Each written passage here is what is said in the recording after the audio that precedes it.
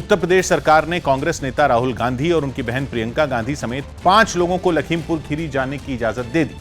3 दिन पहले लखीमपुर में 4 किसानों की मौत के बाद से ही कांग्रेस नेता वहां जाने की जिद पर अड़े थे, लेकिन सरकार ने कानून व्यवस्था बिगड़ने का हवाला देकर इनको रोक दिया था।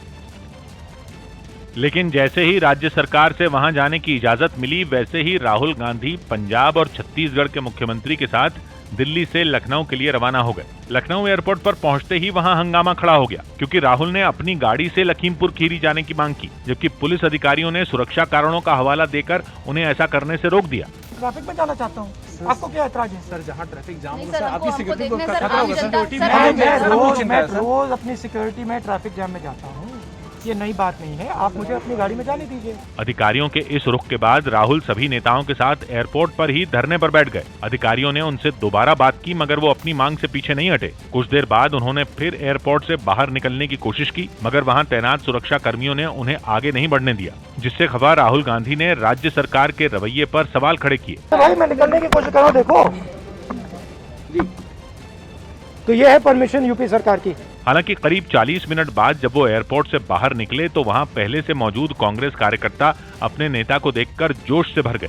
लेकिन इन लोगों के इस उत्साह की वजह से राहुल गांधी को उनके काफिले तक पहुंचाने में पुलिस टीम को काफी परेशानी उठानी पड़ी। देखते ही देखते वहां इन लोगों की पुलिस वालों से धक्का मुक्की शुरू हो गई, जिसकी वजह से एयरपोर्ट के बाहर भी हंगामा खड़ा हो गया और पुलिस वालों को रास्ता खाली करने में काफी मशक्कत करनी पड़ी। जैसे तैसे पुलिस वाले राहुल गांधी, चरणजीत सिंह चन्नी, भूपेश बघेल और केसी वेणुगोपाल को उनकी गाड़ियों तक पहुंचाने में सफल रहे। लेकिन इससे पहले उन्होंने दिल्ली में एक प्रेस कॉन्फ्रेंस कर लखीमपुर कांड के मुद्दे पर राज्य सरकार को घेरा और आरोपों में घिरे केंद्रीय मंत्री अजय मिश्रा और उनके बेटे पर कार्रवाई की मांग की। बीजेपी के होम मिनिस्टर की बात हो रही है, उनके पुत्र की बात हो रही है, उन पे कोई एक्शन नहीं लिया जा रहा है। राहुल के इस हमले पर पलटवार करने में बीजेपी ने भी देर नहीं लगाई और उन पर इस मामले में भ्रम फैलाने का आरोप लगा दिया। जो भ्रमजाल फैलाने की कोशिश राहुल गांधी कर रहे हैं, जो वो सदैव करते हैं, उस भ्रमजाल को तोड़ना हमारा कर्तव्य है। लखीमपुर कांड पर कांग्रेस के अलावा भी तमाम विपक्षी पार्टियों के नेताओं ने वहां जाने से रोकने पर योगी सरकार पर लगातार हमला बोला, जिसका जवाब सत्ताधारी बीजेपी की ओर से भी दिया गया और मामले की न्यायिक जांच कराने की बात कही गई। लेकिन इससे मगर प्रियंका गांधी की गिरफ्तारी के विरोध में कांग्रेस कार्यकर्ताओं ने उत्तर प्रदेश के कई जिलों में योगी सरकार के खिलाफ जोरदार प्रदर्शन किया। हालांकि सरकार ने उन्हें 3 दिन बाद छोड़ दिया। लेकिन इससे पहले सरकार के इस कदम से आग बबूला कांग्रेस कार्यकर्ताओं ने राज्य भर में अपनी नेता की रिहाई के लिए प्रदर्शन किया, जिसकी एक तस्वीर बांदा से सामने आई। वहां शहर के अशोक लाड चौराहे पर प्रदर्शन कर रहे कार्यकर्ताओं पर काबू पाने के लिए पुलिस को हल्का बल प्रयोग करना पड़ा, जिससे ये लोग और भड़क गए और उन्होंने सरकार के खिलाफ नारेबाजी शुरू कर दी। माहौल बिगड़ता देख पुलिस ने इनको हिरासत में लेने की कोशिश की तो कुछ कार्यकर्ता सड़क पर ही लेट गए, जिसके बाद पुलिस वाले उनको जबरदस्ती अपनी वैन में बैठाते नजर आए। बलरामपुर जिले से भी ऐसी ही तस्वीरें सामने आईं। वहां जिला अध्यक्ष अनुज सिंह की अगुवाई में कई कार्यकर्ता सड़कों पर उतरे तो पुलिस ने उनको आगे बढ़ने से रोक दिया, जिससे भड़के प्रदर्शनकारी पुलिस वालों से ही भिड़ गए। देखते ही देखते वहां नौबत धक्का मुक्की तक पहुंच गई। लिहाजा इन लोगों को पुलिस ने फौरन हिरासत में ले लिया। पुलिस की इस कार्रवाई को प्रदर्शनकारियों ने सरकार का तानाशाही भरा रवैया बताया। प्रियंका गांधी के गिरफ्तारी के विरोध में हम सभी ने आज गिरफ्तारी दी है। उधर संभल और चित्रकूट समेत राज्य के कई और जिलों में भी इसी तरह प्रदर्शन किया गया, लेकिन पुलिस की मुस्तैदी के आगे इन लोगों की एक नहीं चली और इन सभी जिलों में प्रदर्शनकारियों को पुलिस ने हिरासत में ले लिया। वहीं यूपी सरकार की ओर से राजनीतिक दलों के 5-5 लोगों को लखीमपुर जाने की इजाजत मिलते ही वहां जाने के लिए नेताओं में होड़ लग गई। इसी कड़ी में कांग्रेस नेता सचिन पायलट भी सड़क के रास्ते लखीमपुर खीरी रवाना हुए, मगर हापुड़ में उनका काफिला रोके जाने पर पायलट समर्थकों ने हंगामा खड़ा कर दिया। पिलखुआ टोल प्लाजा पर मौजूद प्रशासन के लोगों ने उन्हें समझाने की कोशिश की, मगर उनकी इस कोशिश का कोई असर इन लोगों पर नहीं हुआ। प्रशासन के रवैये से नाराज कांग्रेस कार्यकर्ताओं ने वहां नारेबाजी शुरू कर दी। हालांकि कुछ देर बाद प्रशासन ने इनको वहां से जाने दिया। इससे पहले भी जब सचिन पायलट अपने समर्थकों के साथ दिल्ली से लखीमपुर के लिए रवाना हुए तो गाजीपुर बॉर्डर पर पहले से तैनात पुलिस वालों ने उन्हें आगे बढ़ने से रोक दिया। जिससे भड़के उनके समर्थक पुलिस वालों से ही उलझ गए। आप देख सकते हैं सचिन पायलट इस वक्त यहाँ थे, सीतापुर को जाने के लिए तैयार है और उनकी गाड़ी को मीडिया ने घेरा हुआ है। इस हंगामे और मीडिया के जमावड़े से नेशनल हाईवे 9 पर कुछ देर के लिए जैम जैसे हालात बन गए। लोगों की परेशानी को देखते हुए पुलिस अधिकारियों ने सचिन पायलट समेत सिर्फ 4 लोगों को ही आगे बढ़ने की इजाजत दी, जबकि काफिले की बाकी गाड़ियों को वहीं रोक दिया गया। खबर है कि लखीमपुर खीरी मामले में पुलिस केंद्रीय गृह राज्य मंत्री के बेटे आशीष मिश्रा से पूछताछ कर सकती है। न्यूज़ 18 के अजीत सिंह की रिपोर्ट है कि आशीष मिश्रा को पूछताछ के लिए पुलिस के कार्यालय बुलाया जा सकता है। चर्चा तो यह भी हो रही है कि आशीष मिश्रा सरेंडर कर सकते हैं। यही नहीं, पता चला है कि उत्तर प्रदेश सरकार ने इस मामले से जुड़ी रिपोर्ट केंद्र को भेज दी है, जिसमें कार से लोगों को कुचलने और बीजेपी कार्यकर्ताओं की मौत से जुड़ी जानकारी तो है ही, साथ ही गाड़ियों का रूट बदले जाने और इस मामले में दर्ज एफआईआर से जुड़ी बातें भी बताई गई। वहीं लखीमपुर की घटना पर तेज होती सियासी सरगर्मी के बीच खबर है कि मुख्यमंत्री और प्रधानमंत्री ने बात की और योगी आदित्यनाथ ने प्रधानमंत्री को इस मामले से जुड़ा पूरा घटनाक्रम बताया। पता चला है कि एक दिन पहले हुए पीएम के लखनऊ दौरे के दौरान भी दोनों के बीच इस बारे में बात हुई थी। एक तरफ पीएम और सीएम के लखीमपुर पर बात करने की खबरें आईं, तो दूसरी ओर पता चला कि केंद्रीय गृह राज्य मंत्री अजय मिश्रा ने भी अमित शाह से मुलाकात की और लखीमपुर से जुड़ी घटना का ब्यौरा दिया। खबर है कि बीजेपी आलाकमान अजय मिश्रा का इस्तीफा नहीं मांगने के मूड में है, जबकि किसान नेता राकेश टिकैत ने दो टूक बोल दिया कि वो अजय मिश्रा के इस्तीफे और उनके बेटे की गिरफ्तारी से कम पर नहीं मानेंगे। इस्तीफे की मांग करी है, उनके लड़के की गिरफ्तारी की मांग करी है, जो दोषी होंगे उनके गैंग में शामिल होंगे, सबकी गिरफ्तारी होगी। अगर ऐसा नहीं होता तो अगर ऐसा नहीं होता तो 4 दिन बाद में 5 दिन बाद में अंतिम अरदास को हम बता देंगे। यूपी सरकार से मिली इजाजत के बाद कांग्रेस नेता राहुल गांधी और उनकी बहन प्रियंका गांधी मारे गए किसानों के परिवार वालों से मिलने लखीमपुर खीरी पहुंचे, जहां वो सबसे पहले मारे गए 4 किसानों में एक लवप्रीत के घर जाएंगे। इस दौरान उनके साथ पंजाब के मुख्यमंत्री चरणजीत सिंह चन्नी, छत्तीसगढ़ के मुख्यमंत्री भूपेश बघेल, केसी वेणुगोपाल और सांसद दीपेंद्र हुड्डा भी मौजूद रहे। इसके बाद ये सभी लोग लखीमपुर कांड में ही मारे गए पत्रकार रमन कश्यप के घर भी जाएंगे।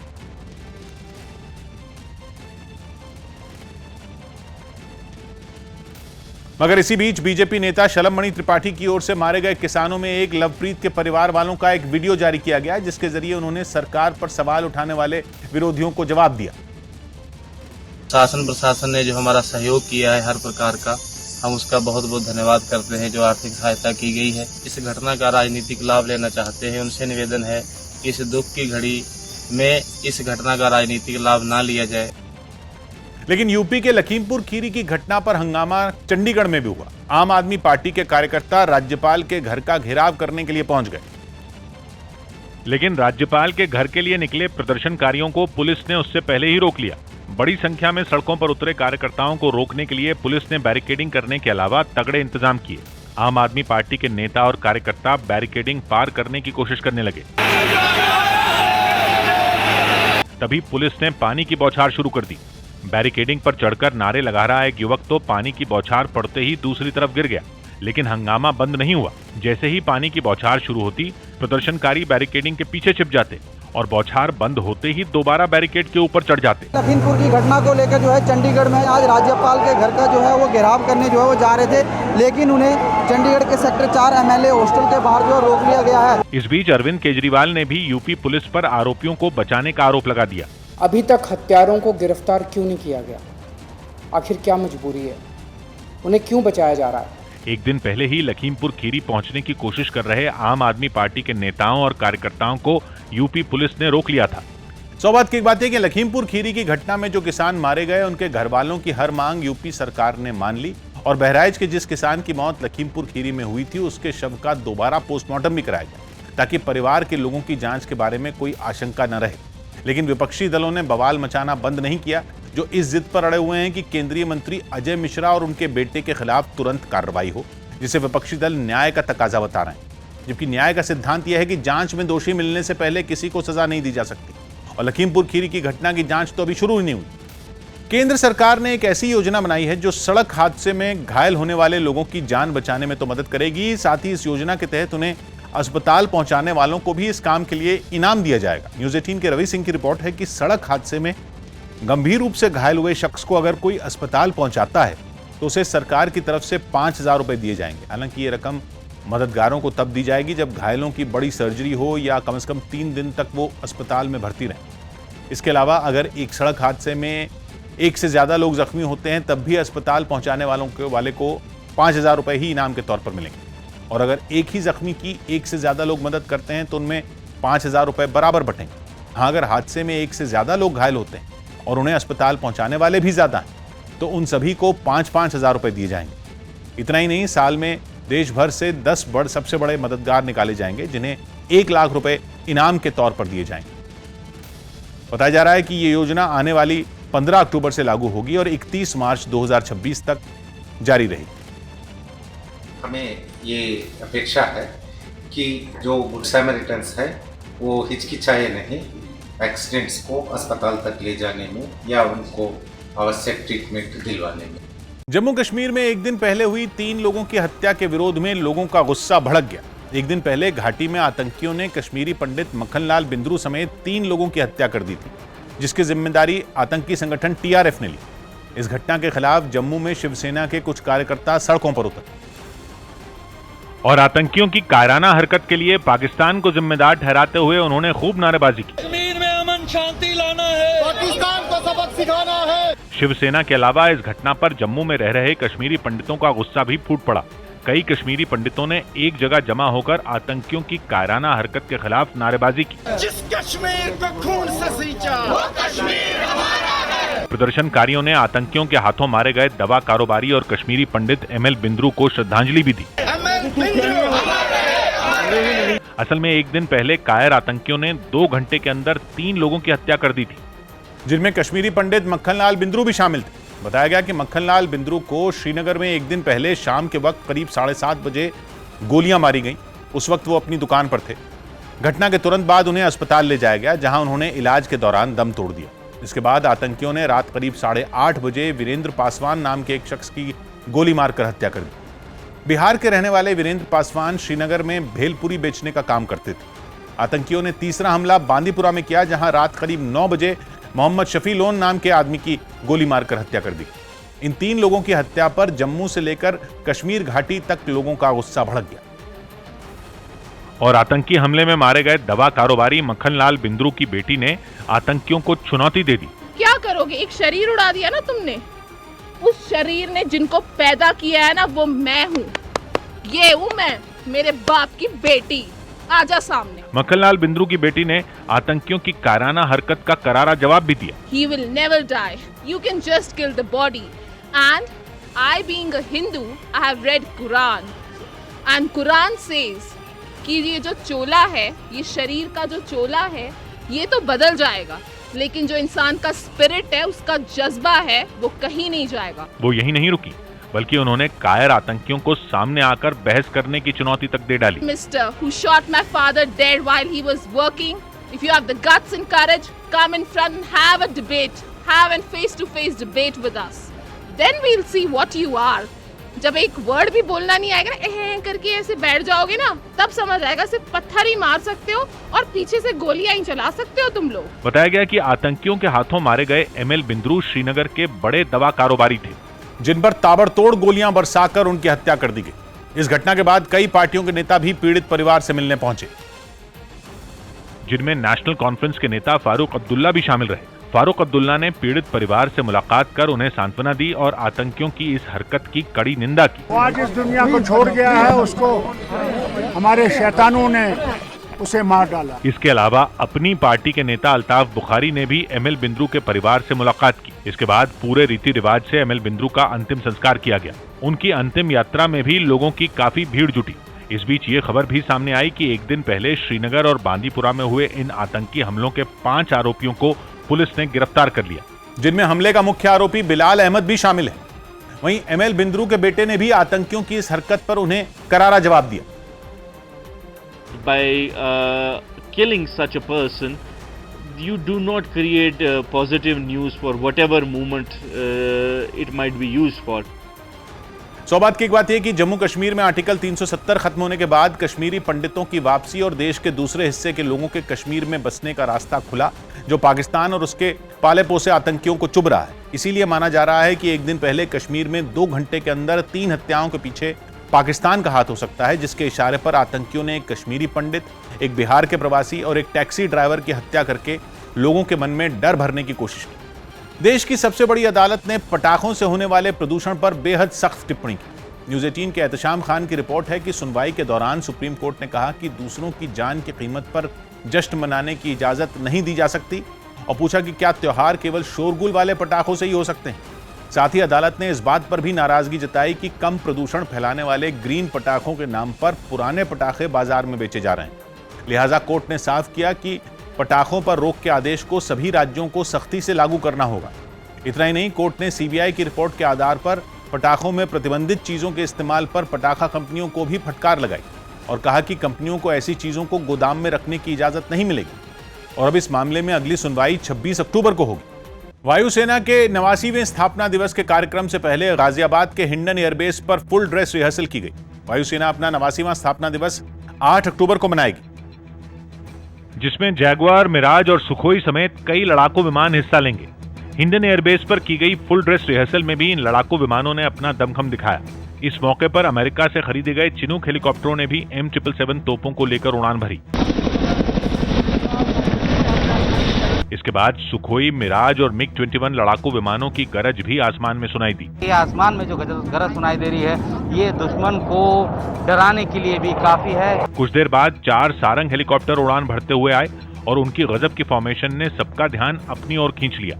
इसके अलावा C-17 ग्लोब मास्टर और सुपर हर्क्यूलीज विमानों ने भी हिंडन एयरबेस पर उड़ान भरी और 8 अक्टूबर को होने वाले कार्यक्रम से पहले अपनी तैयारियों का प्रदर्शन किया। इस बार आजादी के 75 साल के जश्न को आजादी का अमृत महोत्सव के तौर पर मनाया जा रहा है और वायुसेना के स्थापना दिवस के कार्यक्रम में भी इसकी झलक देखने को मिलेगी। 8 अक्टूबर को स्थापना दिवस कार्यक्रम में वायुसेना के 75 विमान उड़ान भरेंगे, जिनमें जैगुआर, सुखोई और मिराज समेत कई विमान शामिल होंगे। इनके अलावा अपाचे हेलीकॉप्टर, चिनूक हेलीकॉप्टर और Mi-35 हेलीकॉप्टर भी कार्यक्रम का हिस्सा बनेंगे। सौभाग्य की एक बात यह कि 8 अक्टूबर 1932 को ब्रिटेन की रॉयल एयरफोर्स की इकाई के तौर पर भारतीय वायुसेना की शुरुआत हुई थी, जिसमें तब 4 लड़ाकू विमान और 5 भारतीय पायलट की एक स्क्वाड्रन थी, जो बीते 89 साल में लड़ाकू विमानों की संख्या के मामले में दुनिया की चौथी सबसे बड़ी वायुसेना बन चुकी। और अत्याधुनिक लड़ाकू विमान और हेलीकॉप्टरों से लैस भारत की वायुसेना अपने स्थापना दिवस पर वही ताकत देश और दुनिया को दिखाने जा रही। भारत बायोटेक ने बच्चों पर किए गए कोवैक्सीन के क्लिनिकल ट्रायल की रिपोर्ट सौंपी। moneycontrol.com की रिपोर्ट है कि भारत बायोटेक ने 2 से 18 साल तक की उम्र के बच्चों पर कोवैक्सीन का ट्रायल किया और देश में टीकों और दवाओं के इस्तेमाल को मंजूरी देने वाली संस्था DCGI को इस ट्रायल की रिपोर्ट सौंप दी।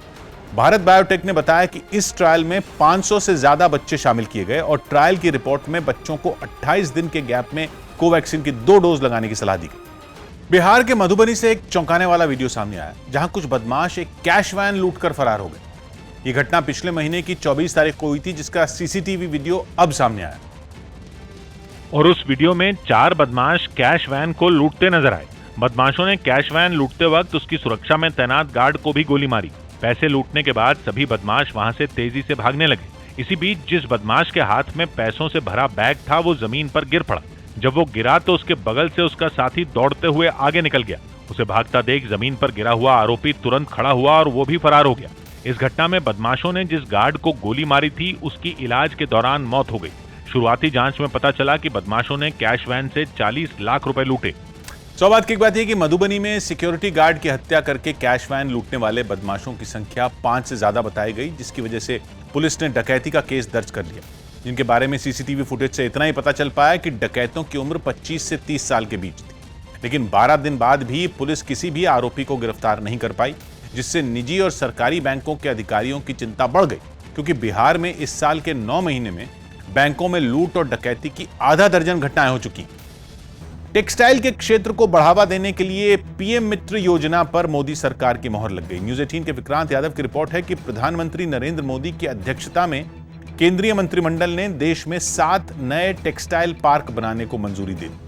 इस योजना का मकसद टेक्सटाइल सेक्टर में देश के गौरव को बढ़ाना है, जिसके लिए अगले 5 साल में करीब 5,500 करोड़ रुपए खर्च कर ये टेक्सटाइल पार्क बनाए जाएंगे, जिनके जरिए प्रधानमंत्री के 5F के फॉर्मूले को पूरा करने पर ध्यान दिया जाएगा। इस 5F के फॉर्मूले में पहले F का मतलब है फार्म और दूसरे F का मतलब है फार्म से निकलने वाला फाइबर यानी धागा। फिर तीसरे F का मतलब है फैक्ट्री, जहां फाइबर पहुंचाया जाए। चौथे F का मतलब है फैशन और आखिरी F का मतलब है फॉरेन, जहां तक सप्लाई की चेन तैयार की जानी। इन पार्कों के तैयार होने के बाद टेक्सटाइल सेक्टर से जुड़े लोगों को एक ही जगह पर सिलाई कढ़ाई और बुनाई समेत दूसरे कई इंतजाम मिलेंगे, जिससे सामान की ढुलाई से आने वाले खर्च को कम किया जा सकेगा और उत्पादन में आने वाली कई चुनौतियां भी खत्म की जा सकेंगी। बताया जा रहा है कि पंजाब, गुजरात और तेलंगाना समेत 10 राज्य इन टेक्सटाइल पार्कों को अपने यहां बनाने की इच्छा जाहिर कर चुके हैं। पीएम मित्र योजना लॉन्च होगी। इसमें 5 वर्षों में कुल मिलाकर 4,445 करोड़ रुपए का व्यय होगा। देश के सभी पावर प्लांट में कोयले का गंभीर संकट पैदा हो गया है। न्यूज़ 18 के चंदन जजवाड़े की रिपोर्ट है कि पावर प्लांट्स में कोयले की कमी पर केंद्रीय ऊर्जा मंत्रालय ने बयान जारी किया, जिसमें बताया गया कि जिन राज्यों से कोयला आता है वहां इस बार भारी बारिश की वजह से कोयले का खनन जरूरत के हिसाब से नहीं हो पाया। ऊपर से 2019 के मुकाबले देश में बिजली की मांग भी करीब 20% तक बढ़ गई। उस मांग को पूरा करने के लिए बिजली का उत्पादन भी बढ़ा, जिसकी वजह से कोयले की खपत भी पहले से ज्यादा हुई। लेकिन इससे हुआ यह कि कोयले की कमी हो गई और अब हाल यह है कि पूरे देश में जितने भी पावर प्लांट हैं उनमें औसतन सिर्फ 4 दिन का ही कोयले का स्टॉक बचा है। भारत में लगभग 70% बिजली बनाई जाती है कोयले से और माना जा रहा है कि पावर प्लांट्स में कोयले की किल्लत स्टॉक की प्लानिंग फेल होने की वजह से हुई, क्योंकि उद्योग कारखानों में बिजली की बढ़ी हुई मांग को देखते हुए प्रोडक्शन बढ़ाने की प्लानिंग तो पहले से थी, लेकिन पावर कंपनियों ने कोयले का स्टॉक उस हिसाब से नहीं बढ़ाया।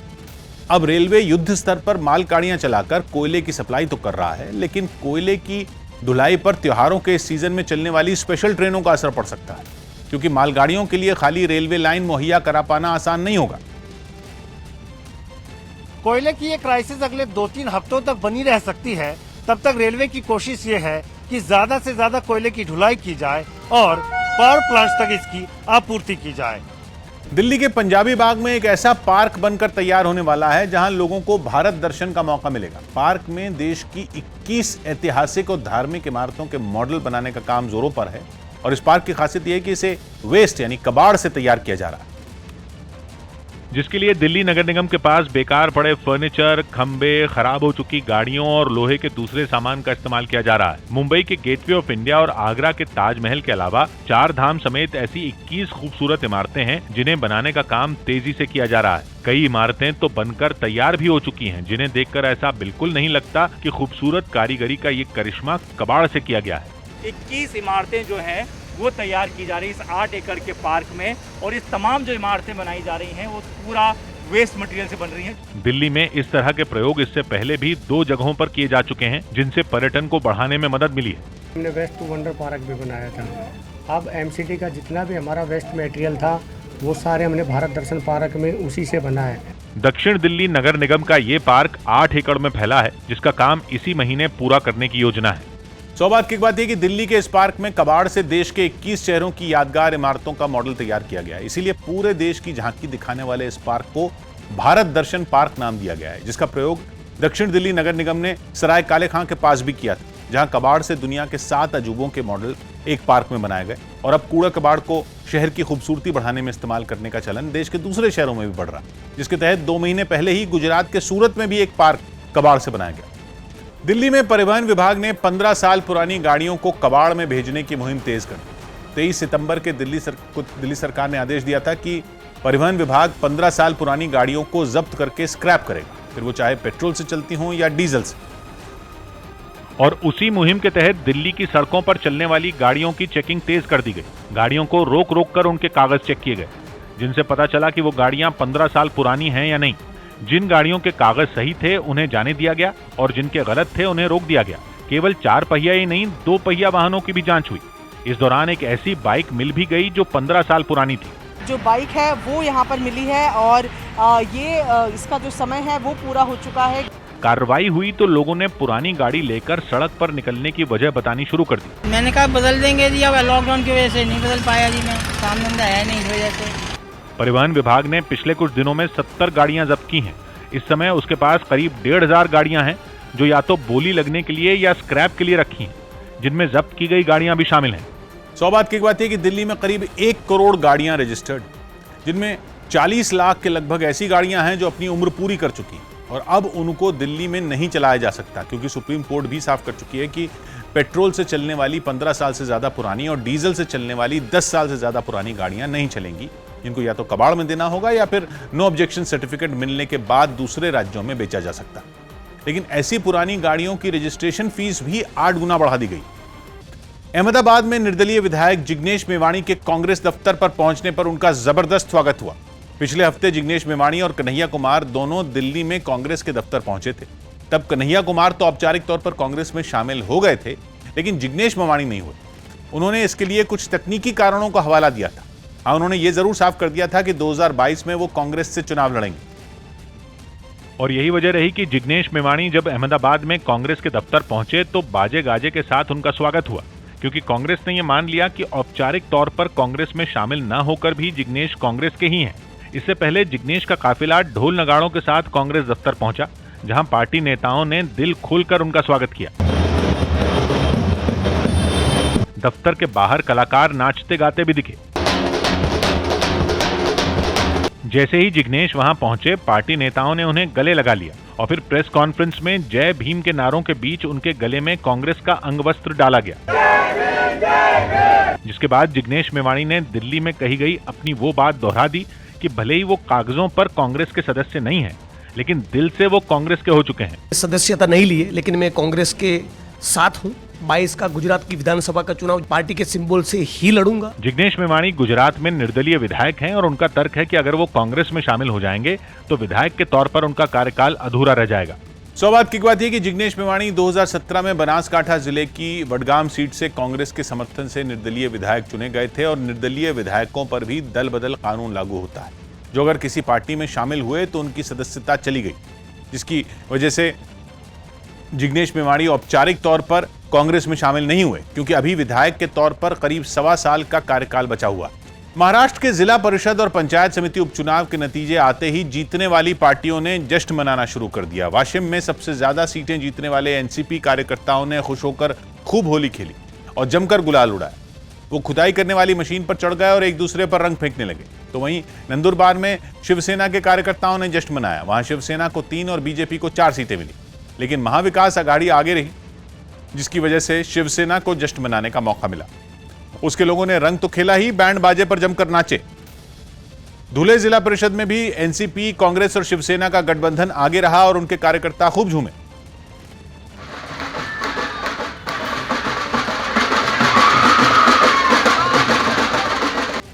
इससे पहले जब महाराष्ट्र के जिला परिषद और पंचायत समिति उपचुनाव के नतीजे आए तो कहीं से बीजेपी के लिए तो कहीं से कांग्रेस के लिए अच्छी खबर लाए।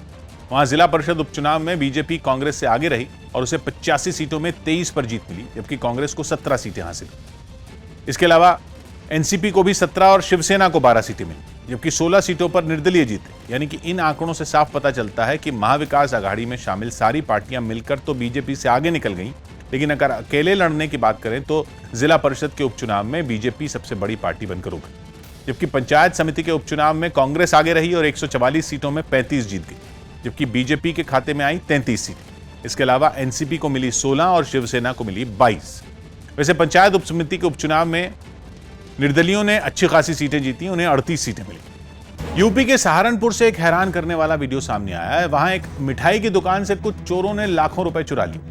दुकान के अंदर पहुंचते ही इन चोरों ने सबसे पहले वहां रखी मिठाइयां खाई और फिर दुकान के अंदर रखी नकदी की तलाश में जुट गए। घटना के वीडियो में एक चोर नकदी की तलाश में दुकान के काउंटर को खंगालता दिखा। इसके बाद उसने लोहे की रॉड से एक काउंटर पर बनी एक दराज को तोड़ा और उसमें रखी सारी रकम बटोर ली। इससे पहले कीमती चीजों की तलाश में ये चोर काफी देर तक दुकान के अलग अलग हिस्सों में घूमते नजर आए। इस दौरान एक चोर ने वहां लगे सीसीटीवी कैमरों से बचने के लिए उनमें तोड़फोड़ भी की। इसके बावजूद उनकी ये हरकत तीसरी आंख ने कैद कर ही ली। बाद में दुकान के मालिक ने पुलिस को चोरी होने की जानकारी दी। सौभाग्य की बात है कि सहारनपुर में मिठाई की जिस दुकान में चोर शटर तोड़कर घुसे, वहां से थोड़ी ही दूरी पर पुलिस थाना है, लेकिन बेखौफ होकर चोरों ने पहले सीसीटीवी कैमरे तोड़े और इत्मीनान से खा पी कर पैसे चुराए, जिन्हें अच्छी तरह मालूम था कि मिठाई की दुकान रात 10 बजे तक खुली रहती है, तो बिक्री का पैसा दुकान में ही होगा, क्योंकि रात में ज्यादातर दुकानदार पैसे वहीं छोड़ जाते हैं, क्योंकि रास्ते में उन्हें लूटपाट का डर होता है।